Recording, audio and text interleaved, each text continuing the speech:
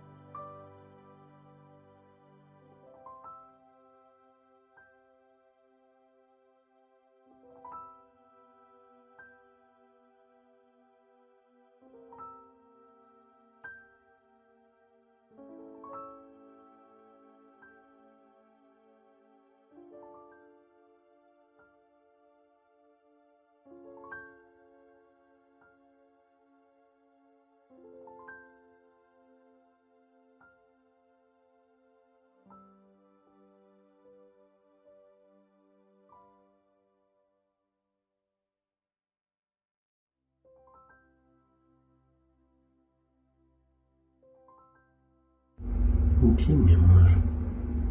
Hay que aguantar. Fue mucho abandono. Andás a ver hace cuánto tiempo estaba revolviendo bolsitas. ¿Qué va a hacerle? ¿Qué, papá? ¿Te va a portar bien? ¿Te va a poner fuerte? ¿Sí? Es hermosa esa vida. Te vamos a venir a visitar todos los días. Te amamos.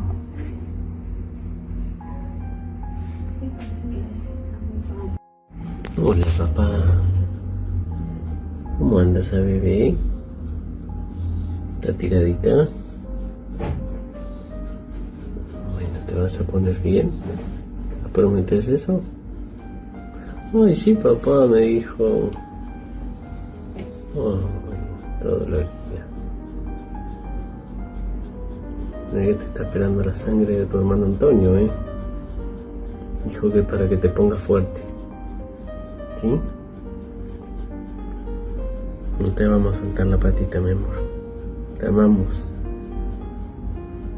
Desde el primer día que te vimos. Te amamos mucho, mucho, mucho, mucho, mucho, mucho, mucho.